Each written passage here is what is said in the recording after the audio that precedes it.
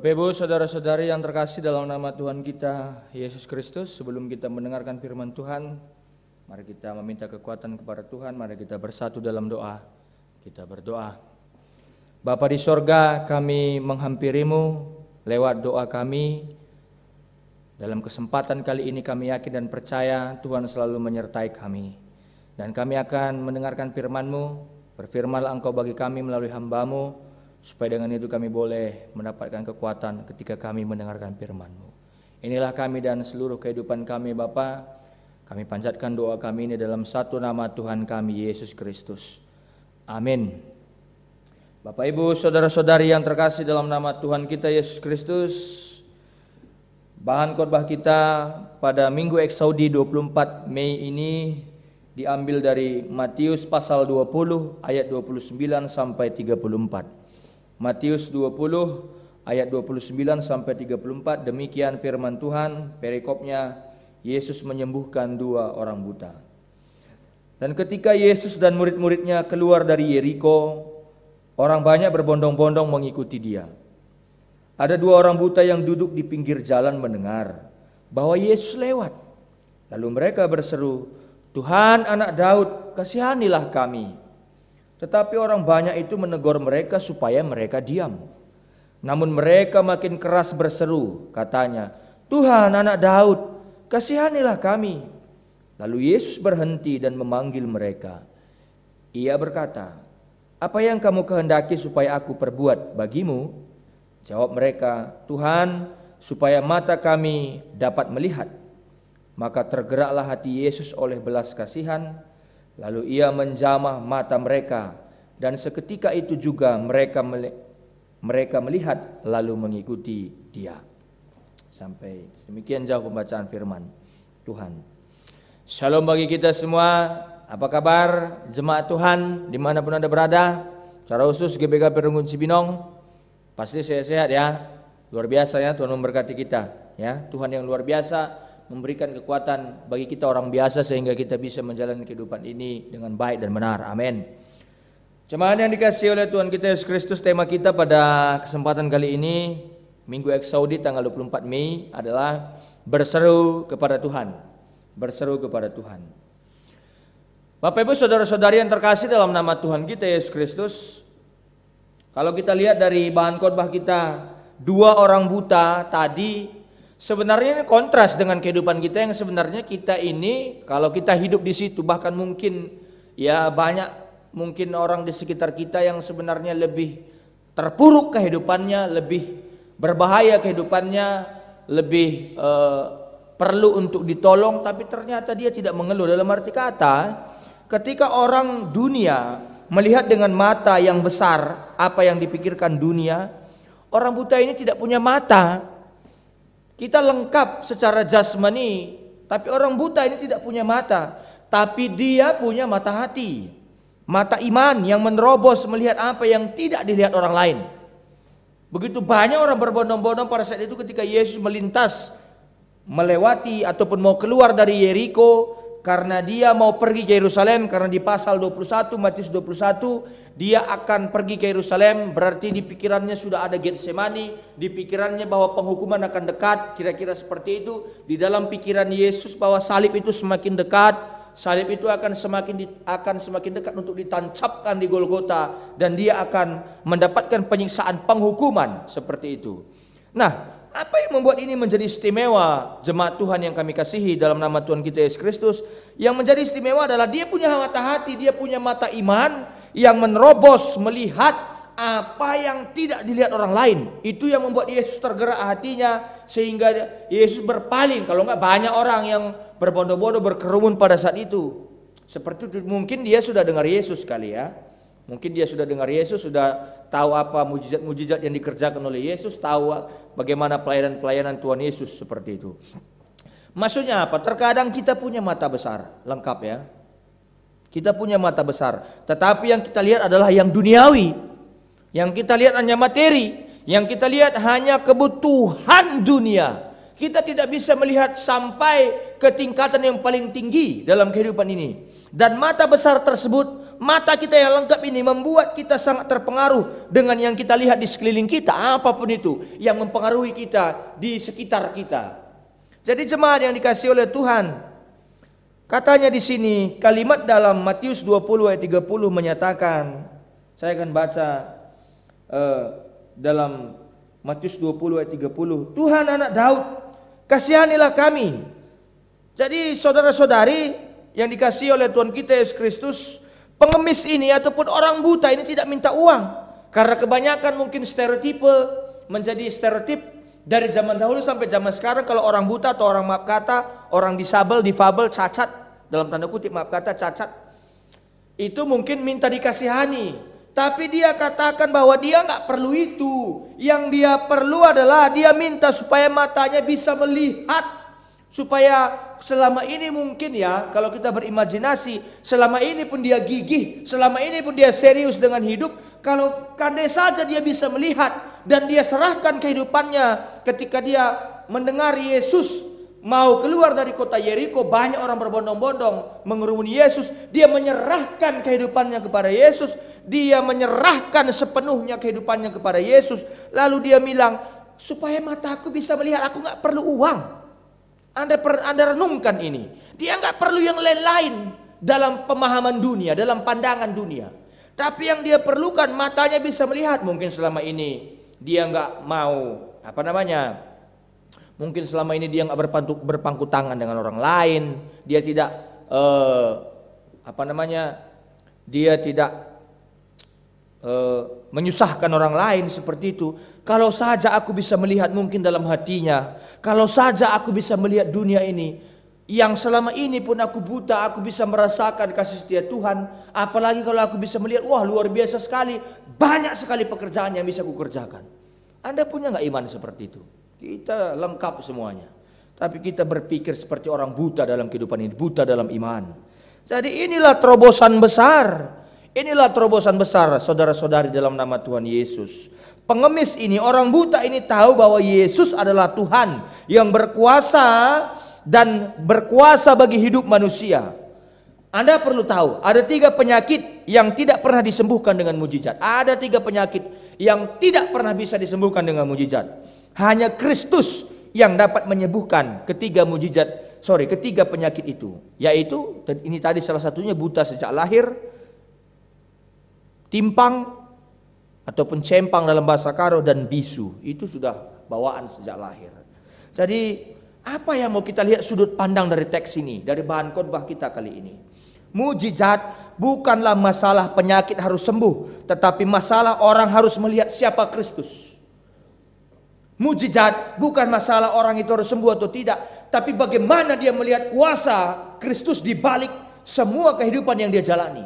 Mujizat bukan persoalan ketika kita ikut Yesus, kita nanti langsung dapat ini apa segala macam. Seperti itu, karena banyak sekarang orang apapun tumpang tangan seperti itu. Mau ke dealer tumpang tangan ditendang orang lah kita, seperti itu. Maaf ya, saya harus kasih tahu kebenaran firman Tuhan kepada kita. Seperti itu. Apapun tumpang tangan.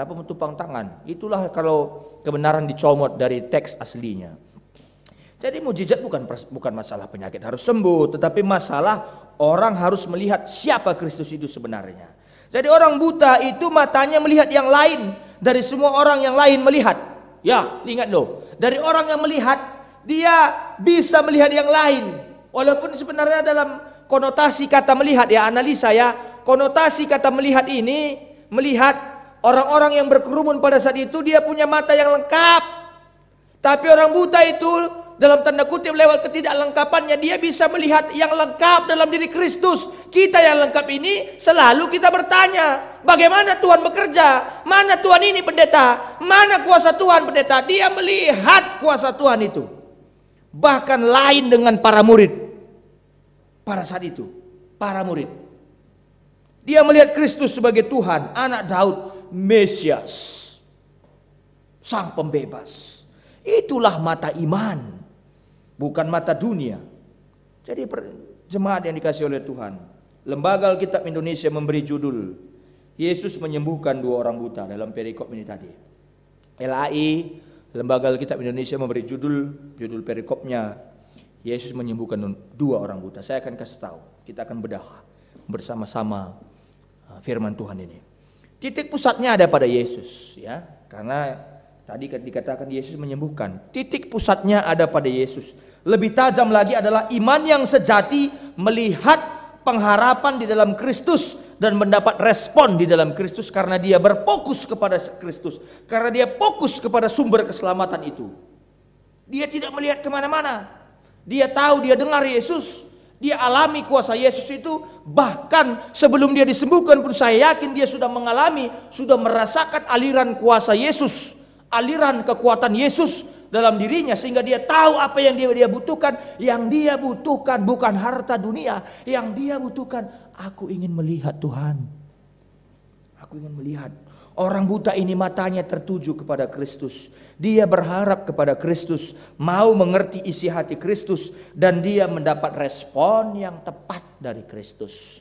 Kenapa kita tidak pernah mendapatkan respon yang tepat dari Kristus? Karena mungkin saja kita beribadah, mendengarkan khotbah, bukan tertuju kepada Kristus.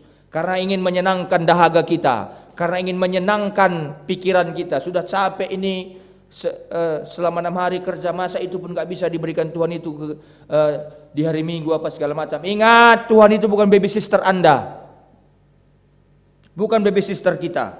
Orang buta ini berharap kepada Kristus, mau mengerti isi hati Kristus, dan dia ketika mengerti itu semuanya mendapatkan respon yang tepat dari Kristus karena permohonannya, permintaannya tepat persis seperti yang Kristus inginkan. Itulah iman. Beriman bukan apa kata Anda tentang Tuhan, tapi apa kata Tuhan tentang Anda. Karena zaman sekarang ini nggak jauh beda antara kita dipakai Tuhan dan kita pakai Tuhan. Nggak jauh beda sekarang ini antara kita dipakai Tuhan dan kita pakai Tuhan untuk memperalat ayat-ayat Alkitab, memperalat kebenaran, mengotak-atik kebenaran hanya untuk memuaskan hawa nafsu kita. Jangan-jangan kalau ditanya-tanya mungkin kita hanya ingin memuaskan hawa nafsu ke gereja, bukan berseru kepada Tuhan seperti tema kita. Jadi Bapak Ibu Saudara-saudari, beriman adalah sadar kalau kita tidak mampu, tidak ada apa-apanya, kita lemah, tidak punya nilai apapun, kita bukanlah siapa-siapa, sadar bahwa Tuhan itulah Tuhan dan berharap hanya kepadanya, hanya kepada Tuhan. Hanya di dalam Dia kita boleh hidup, berjalan, mendapatkan seluruh hidup kita ke dalam Kristus. Itu beriman. Itu artinya itu artinya percaya, itu artinya beriman. Beriman berarti memasukkan seluruh hidup kita ke dalam Kristus. Mau percaya sepenuhnya kepada Kristus, mau mengikuti Kristus, itulah iman yang benar, iman sejati. Iman yang tidak diombang-ambingkan oleh pengaruh-pengaruh yang tidak baik. Jadi kalau kita lihat, saya akan bedah lagi ya. Semoga Anda tetap fokus, nggak ngantuk mendengarkan khotbah saya walaupun masih situasi khotbah online. Kalau kita lihat di sini di Matius 20 ayat 20 sampai 28 ada perikopnya dalam bahasa Indonesia. Permintaan ibu Yakobus dan Yohanes bukan memerintah melainkan melayani. Seperti itu.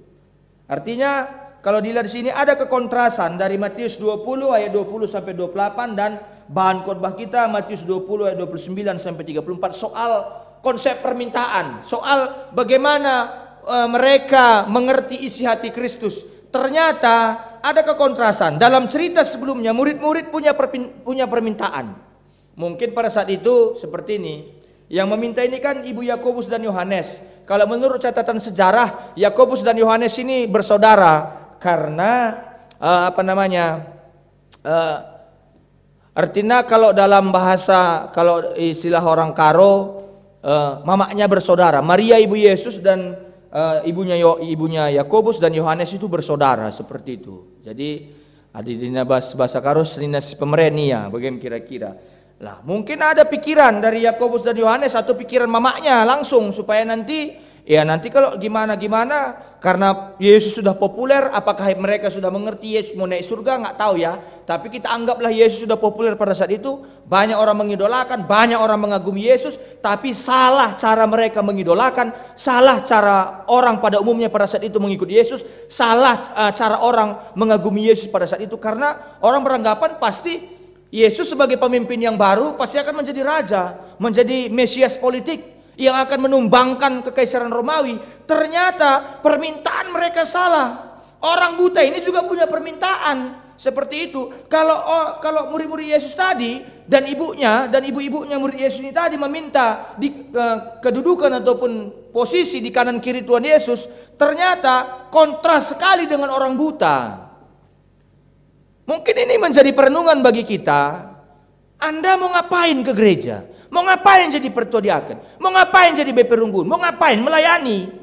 Apakah Anda ingin mendapatkan posisi di kanan kiri, atau benar-benar Anda ingin tahu apa kebutuhan rohani Anda? Seperti itu. Tuhan setuju dengan permintaan orang buta yang ingin dapat melihat, tidak setuju dengan permintaan murid-murid Yesus yang meminta posisi di kanan kiri.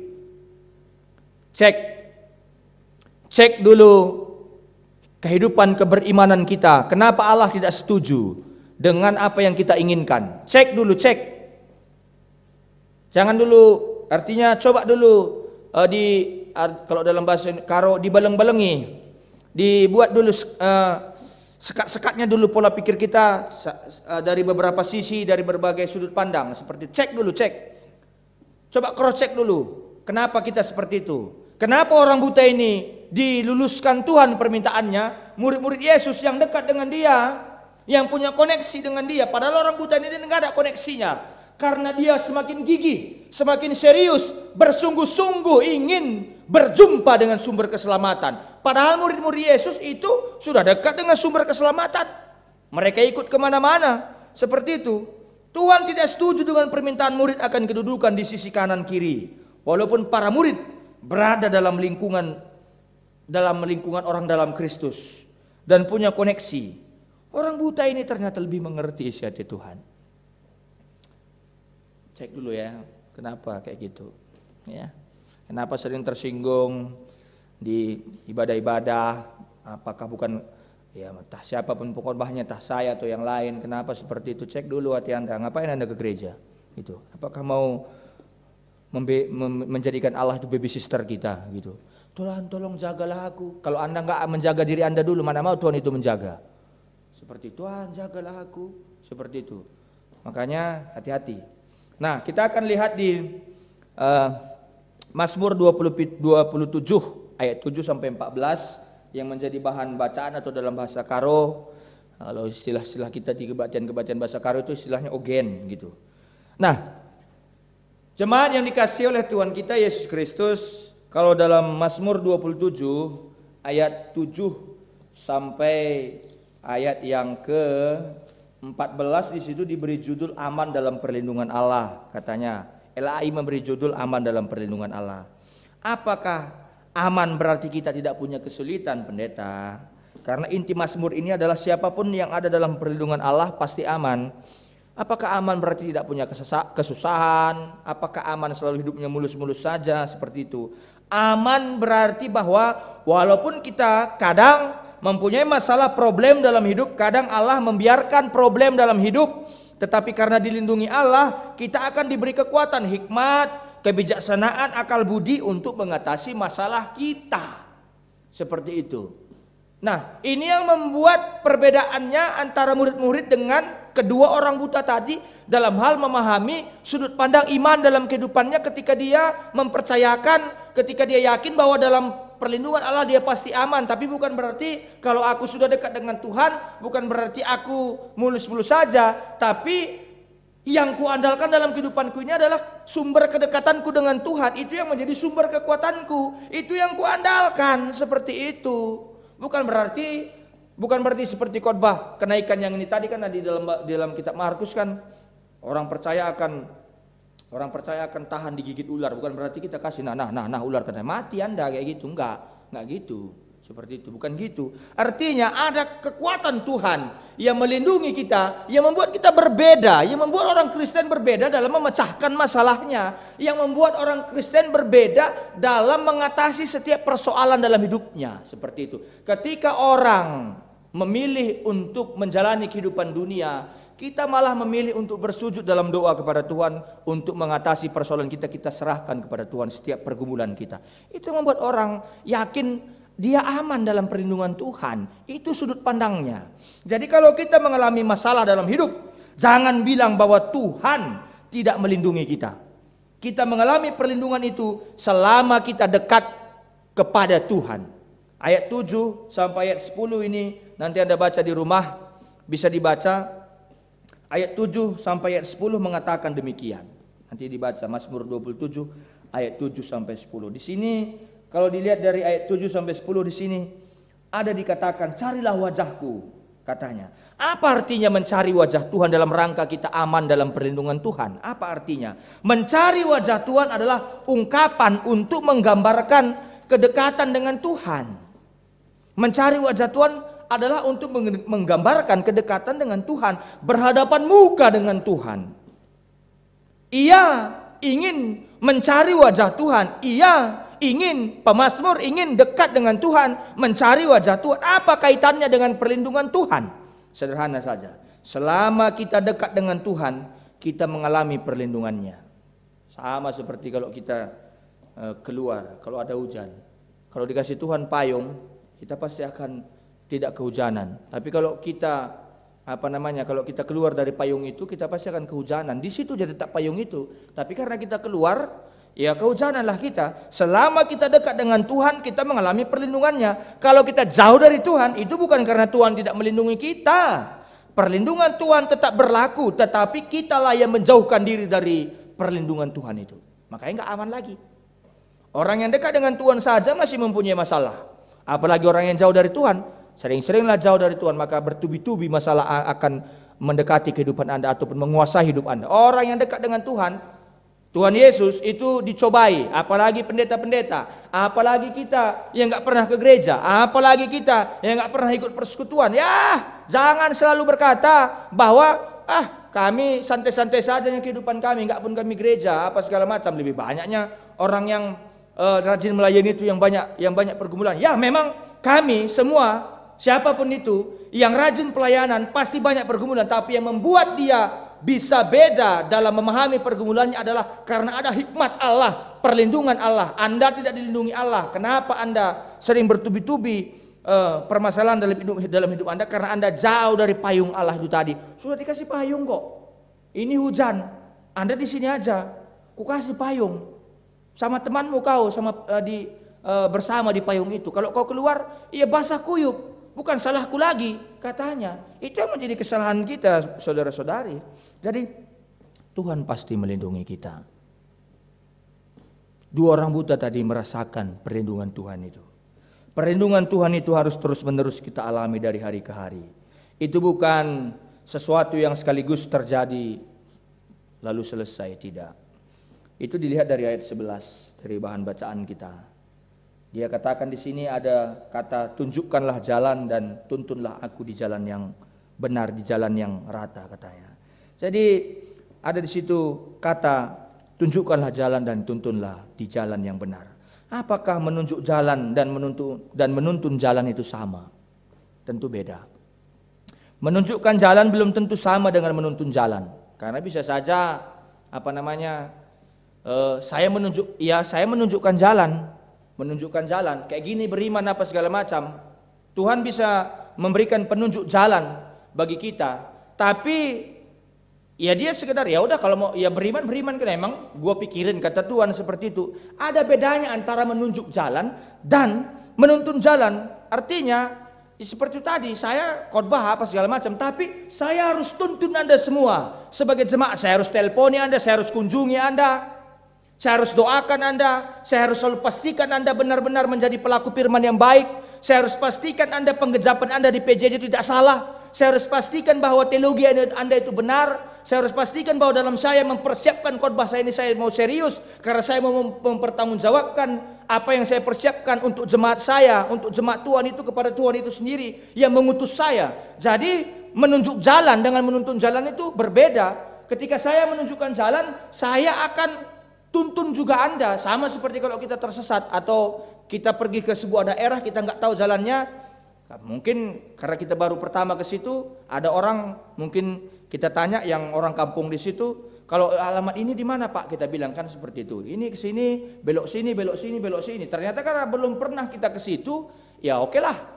Karena kita segan mungkin meminta dia untuk ikut dengan kita, oke lah kita bilang seperti itu. Ini kesini, kesini, kesini. Oke lah kita berusaha dengan logika kita yang terbatas, ingatan kita yang terbatas. Ternyata banyak sekali yang kita tidak tahu daerah itu. Lalu kita tersesat, lalu kita balik lagi, jumpa lagi sama orang kampung itu tadi yang mungkin yang berbeda ya, mungkin ya. Seperti itu. Lalu, Pak, alamat ini di mana? Seperti itu kan. Dia bermurah hati. Dia katakan jalannya, kalau Bapak berkenan, boleh enggak Bapak? Boleh enggak saya ikut di mobil Bapak supaya saya tuntun Bapak? Dia tunjukkan jalan dan juga sebagai penuntun jalan. Artinya, Bapak Ibu Saudara-saudari GBK Perunggun Cibinong, artinya selain Tuhan menunjukkan jalan, dia juga sebagai penuntun jalan. Dan bagaimana itu berlaku pendeta? Bagaimana itu berlaku Tuhan menunjukkan jalan dan sebagai penuntun jalan? Harus Anda beri Tuhan itu berada di tempat kehidupan Anda. Baru dia bisa menjadi penunjuk jalan dan sebagai penuntun jalan Anda. Kalau enggak Anda kasih dia menuntun jalan kita, ikut dengan kita, katakanlah seperti cerita saya tadi, kalau bapak-bapak itu tadi saya biarkan lagi, misalnya hanya menunjuk jalan, ya kesesat juga. Makanya saudara-saudari yang terkasih dalam nama Tuhan kita, Yesus Kristus, harus berikan Tuhan itu tempatnya dalam kehidupan kita. Biar dia tunjukkan dan tuntun kita. Seperti itu. Jadi menunjukkan jalan belum tentu sama dengan menuntun di jalan. Bersyukurlah kita bahwa kita punya Tuhan yang tidak hanya menunjuk jalan, tetapi kita punya Tuhan yang menunjuk sekaligus menuntun kita di jalan. Kalau Tuhan cuma menunjuk jalan masuk surga, maka yang penting beriman, melakukan perintah Tuhan, selesai. Emang gue pikiran kan gitu kata Tuhan. Tuhan menunjukkan jalan bagi kita, tetapi setiap hari dia juga menuntun kita melalui rohnya dan kebenaran firman-Nya. Saya kadang heran nengok kita. Maaf ya. Heran saya ketika kita tidak mau menerima kedatangan seorang hamba Tuhan datang ke rumah kita. Padahal dia mau berbagi firman, mau berbagi kebenaran, mau mendoakan kita. Seperti itu. Makanya tersesatlah selalu kehidupan kita. Tersesat situ-situ saja kita gitu. Tuhan menuntun kita langkah demi langkah. Tuhan membukakan hari ini. Oleh karena itu, dalam rangka kita menjalani langkah demi langkah kehidupan kita, hari ini ya jalani hari ini. Besok ya dia akan membuka hari esok dan jalani hari esok. Nah, orang beriman percaya bahwa Tuhan menuntun langkahnya. Tuhan tidak hanya menunjuk jalan, tetapi dia juga menuntun kita di jalan dari hari ke hari. Apa kuncinya kalau kita mau mengalami perlindungan dan tuntunan Tuhan, pendeta? Kuncinya adalah seperti yang saya katakan tadi, berikan Tuhan itu tempat. Berikan Tuhan itu tempat. Kalau tadi tersesat, kasih penduduk kampung itu untuk duduk di mobil Anda. Kalau Anda tersesat, supaya dia tunjukkan jalan dan dia tuntun Anda ke tempat yang Anda tuju. Tuhan tidak akan mungkin menuntun kita kalau kita tidak memberi tempat. Tidak memberi tempat di rumah tangga kita, tidak memberi tempat di gereja kita, tidak memberi tempat di pelayanan kita, tidak memberi tempat di usaha kita. Ya gitu-gitu aja. Karena kita tidak mau memberi tempat, karena kita mau mengatur semuanya. Seperti itu. Apa wujud konkret memberi tempat dalam hidup kita? Supaya Allah melindungi kita, supaya Allah menuntun kita, tentu kita harus percaya. Apakah dengan percaya saja cukup? Percaya di sini bukan cuma percaya begitu saja. Iman bukan sekedar percaya. Dalam bahasa teologia, iman berarti percaya dan mempercayakan diri kepada Tuhan. Saya percaya sama katakanlah supir sinabung, supir sutra misalnya di kampung kita kan gitu. Tapi belum tentu saya mempercayakan diri saya kepada dia. Saya percaya dia bisa membawa saya sampai ke Kabanjahe, misalnya perjalanan dari Medan ke Kabanjahe. Tapi di balik itu semua saya mempercayakan diri saya kepada Tuhan supaya lewat saya berdoa, dia bisa membawa saya dengan baik dan benar seperti itu. Jadi iman berarti percaya dan mempercayakan diri kepada Tuhan. Orang yang percaya kepada Tuhan belum tentu mempercayakan hidupnya kepada Tuhan. Wujud konkret bahwa kita memberi tempat bagi Tuhan adalah bahwa kita percaya dan mempercayakan diri kita kepada Tuhan. Oleh karena itulah kita akan mengalami tuntunan dan perlindungannya. Mari kita terus menganalisa ini. Nah, jadi kita kembali ke bahan khotbah kita tadi, saudara-saudari yang terkasih dalam nama Tuhan kita Yesus Kristus. Tadi kita sudah bahas bagaimana orang aman dalam perlindungan Allah. Seperti itu. Bagaimana orang yang terus meminta kekuatan berseru kepada Allah. Dia terus mencari wajah Tuhan. Dia mau dituntun Tuhan, ketika Tuhan tidak hanya sekedar menunjukkan jalan tapi mau dituntun oleh Tuhan dengan memberikan tempat. Nah, hari ini kita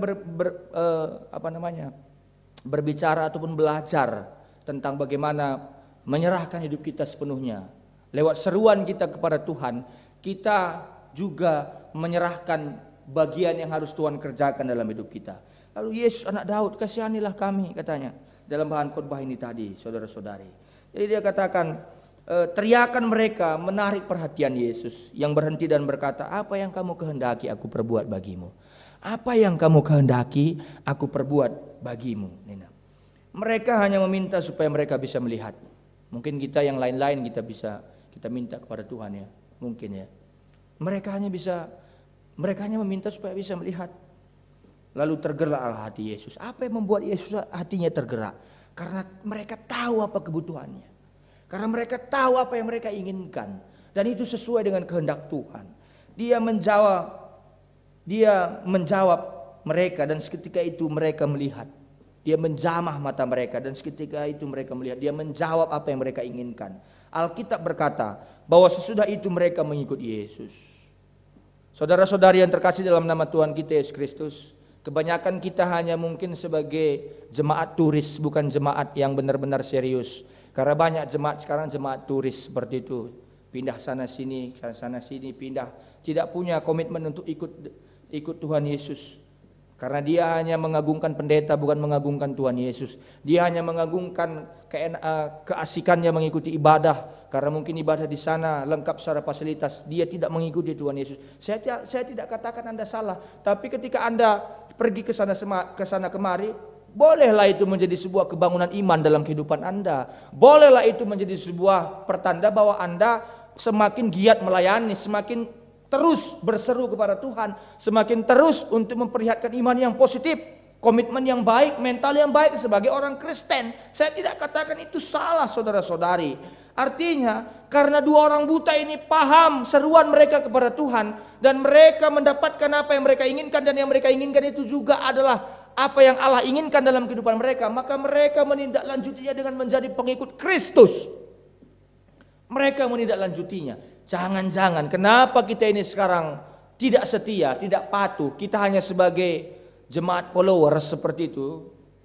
Saya artikan jemaat followers ya, tidak jemaat yang setia. Karena kita tidak tahu sebenarnya apa kebutuhan kita datang ke gereja. Hanya kebutuhan kita itu tadi, udah capek-capek, masa cuman kayak gini dapat, khotbahnya kayak gini dapat, masa cuman kayak gini sapaan pertodiakan, masa cuman kayak gini fasilitasnya, masa aku nggak dilayani apa segala macam. Makanya kita kayak gini aja. Dia bisa melihat hal yang nggak bisa dilihat oleh orang lain, orang buta ini. Jangan-jangan kita yang buta, kita si pentang bagi ia. Jadi jemaat Tuhan yang kami kasihi dalam nama Tuhan kita Yesus Kristus, dari cerita ini ada hal yang bisa kita ambil yang menjadi perenungan kita bersama. Apa itu? Terlihat keseriusan untuk datang kepada Tuhan dari orang buta itu. Ketika kita punya masalah, kita datang pada Tuhan. Namun ketika kita datang kepada Tuhan, yang dilihat Tuhan adalah kesungguhan hati dan keseriusan dan kegigihan. Kegigihan. Seperti itu. Luar biasa seriusnya. Luar biasa berjuangnya dia. Ketika kita datang pada Tuhan, apakah kita berdoa dengan serius? Apakah kita berdoa dengan gigih? Apakah kita berdoa dengan sungguh-sungguh, saudara-saudari, dimanapun Anda berada? Ini menjadi perenungan bagi kita. Pendeta Aras Yahaan dalam kritikannya membagi 5 macam orang Kristen yang tidak sungguh-sungguh. Ada 5 macam orang Kristen yang tidak patuh, yang tidak sungguh-sungguh. Pertama, orang Kristen kambing. Tahu nggak orang Kristen kambing? Takut air. Baru gerimis sedikit sudah menjadi alasan untuk tidak datang ke gereja. Itu orang Kristen kambing. Seperti itu. Kambing kan takut air. Sedikit saja. Kalau ini juga ya nanti, udahlah, nggak usah ke gereja lah. Pasti nanti dihantamnya juga nyaku, katanya gitu. Nanti jumpa dengan ini, nggak usahlah ke gereja, katanya. Yang kedua, orang Kristen gerobak, didorong baru maju. Kalau nggak didorong nggak maju-maju. Sekarang menjadi pertanyaan bagi kita, kenapa gereja-gereja tidak terbangun imannya? Kenapa gereja-gereja tidak mantap pelayanannya? Karena kita melayani hanya karena untuk didorong saja, bukan terpanggil dari dalam hati. Karena kita melayani karena ada motifnya, seperti itu. Makanya kita seperti orang Kristen gerobak, didorong baru maju, seperti itu. Jadi yang ketiga, yang terkenal orang Kristen kapal selam. Timbul tenggelam. Januari sampai November tenggelam, menyelam dia. Desember nanti muncul lagi ke permukaan. Karena mau Natal. Keempat, orang Kristen kapal layar, angin-anginan. Ada angin baru bergerak, tidak ada angin tidak tempat, seperti itu. Samalah seperti kita. Kalau nggak cukup target, kita nggak melayani. Hati-hati dengan hal yang seperti itu. Kadang-kadang Allah tidak mencukupkan target kita supaya kita benar-benar bergantung kepada Allah yang luar biasa itu. Ini yang harus kita pahami. Lewat sudut pandang iman kedua orang buta ini. Memang secara dunia dia itu tidak punya apa-apa, tapi dia punya Tuhan yang luar biasa dalam hidupnya. Yang kelima, orang Kristen kejepit. Nanti kalau ada masalah baru cari Tuhan, baru datang ke gereja. Kalau mau ngawan anaknya datang ke gereja, mau predikan datang ke gereja, mau pasu-pasu datang ke gereja. Kalau sakit baru teleponlah pendeta, telepon pertodiakan. Seperti ini orang Kristen kejepit. Semoga Anda tidak masuk dalam 5 kriteria ini tadi, kriteria orang yang tidak sungguh-sungguh. Sebaliknya, jadi orang Kristen harus serius. Jangan angin-anginan, jangan tunggu didorong dulu. Jangan gara-gara takut air sama seperti Kristen kambing. Jangan seperti Kristen kapal selam. Jangan seperti Kristen kejepit, kalau perlu aja. Kalau udah sakit baru tahu Tuhan, seperti itu. Jika datang kepada Tuhan, gigihlah, seriuslah, setialah. Jadi orang Kristen yang gigih. Jika ada hambatan silakan atasi. Karena Tuhan berikan kekuatan bagi kita. Tuhan berikan kekuatan bagi, ada roh Allah dalam diri kita. Jangan jadikan Tuhan itu jadi perawat kita, jangan. Jangan seperti itu. Jadi Tuhan juga mengajar kita untuk mengetahui apa yang menjadi kebutuhan kita. Tiang awan, tiang api, ketika perjalanan dari Mesir ke Kanaan itulah yang terbaik. Dan mana yang Tuhan berikan, roti dan burung puyuh. Itulah yang Tuhan anggap terbaik bagi kehidupan bangsa Israel sebagai bangsanya. Ya. Allah yang memilih kita, berarti dia tahu apa kebutuhan kita. Dia tahu apa yang menjadi prioritas kita. Dia tahu apa yang kita inginkan dalam hidup ini. Dia tahu lebih dari apa yang kita inginkan. Dia tahu itu. Tuhan mengatur ataupun mengajar kita untuk mengetahui apa yang menjadi kebutuhan kita. Jadi seruan Anda, boleh saja kita berseru, tapi sambil belajar, Tuhan ajarilah aku berseru sesuai dengan keinginanmu, tepat dengan keinginanmu. Ketika Tuhan bertanya apa yang kamu mau, GBKP Runggun Cibinong, jemaat Tuhan, siapapun Anda. 2 orang yang buta itu tidak meminta yang macam-macam. Anda pun kami harap tidak meminta yang macam-macam. 2 orang buta itu hanya butuh agar bisa melihat apa yang Anda butuhkan. Jangan-jangan kebutuhan Anda pun Anda tidak tahu. Jangan-jangan berdoa pun kita tidak tahu seperti itu. Kadangkala atau mungkin seringkali kita bisa salah melihat kebutuhan kita. Jadi saudara-saudari, jadi kuncinya adalah serius dan sungguh-sungguh. Tuhan pasti menjawab doa kita, menjawab seruan kita. Dalam hal berdoa, kita harus ingat hal ini. Anda pasti sudah tahu ya. Mintalah maka engkau akan diberikan, carilah maka engkau akan mendapat. Namun ada lagi selain itu. Kata kunci dari berdoa adalah bagian akhir dari perintah. Mintalah maka engkau akan diberikan, carilah maka engkau akan mendapat. Yaitu ketuklah. Mintalah maka engkau akan diberi, carilah maka engkau akan mendapat. Tapi ketuklah, ada 3. Seperti itu yang kelupaan. Apa makna ketuklah? Kalau kita bertamu ke rumah orang dan pintu sedang tertutup, ketuklah. Jika belum dibuka, ketuk lagi. Kalau agak lama, tunggu sampai tuan rumah membuka pintu. Apa makna mengetuk? Jangan menyerah kalau enggak dibukakan. Kalau belum dibuka, ketuk terus. Kalau bisa sampai jari-jari bengkak, tapi jangan sampai seperti itu ya. Karena bisa saja ketika kita mengetuk, bisa saja dia datang dari belakang karena rumahnya mungkin luas, dari pintu samping, banyak saja cara Tuhan. Seperti itu. Jadi terserah yang punya pintu. Jangan Anda pula kalau enggak kau kasih ini, aku enggak mau datang lagi gereja. Enggak usah kau gereja, katanya. Batu-batu ini pun bisa kusuruh untuk nyembah aku, katanya. Kalau enggak kayak gini aku enggak mau lagi jadi pelayan Tuhan. Enggak usah kau melayani aku, katanya. Bayangkan itu, malaikat itu enggak dikasih Tuhan kesempatan. Kata Alexander White, teolog dari Skotlandia. Malaikat itu iri kepada manusia karena manusia yang disuruh Tuhan untuk memberitakan Injil. Malaikat itu hanya disuruh bernyanyi. Sesekali saja di Alkitab malaikat itu datang. Lebih banyaknya manusia-manusia pongah, manusia-manusia gusar, manusia-manusia bodoh yang kadang hari ini imannya on fire, besok sudah drop. Itu yang disuruh Tuhan. Kenapa? Itulah misteri Tuhan memilih kita seperti itu. Jadi saudara-saudari yang terkasih dalam nama Tuhan kita, Yesus Kristus. Gigih, jangan menyerah. Tapi pada saat yang sama berserah. Kadang-kadang ada pemilik rumah yang langsung membuka saat kita mengetuk pintu. Kadang ada yang lama. Sabar dalam menjalani itu semuanya. Supaya kita dikuatkan iman kita. Jadi kita lihat. Setelah kita ditolong Tuhan, apa yang kita perbuat? Orang buta itu tadi setelah dia ditolong Tuhan, dia langsung mengikut Tuhan. 2 orang buta tadi langsung mengikut Tuhan. Artinya kalau kita mengalami kuasa Tuhan dalam hidup kita, respon kita adalah bersyukur dan mematuhi apa yang firman Tuhan katakan lalu hidup dalam kehendak-Nya.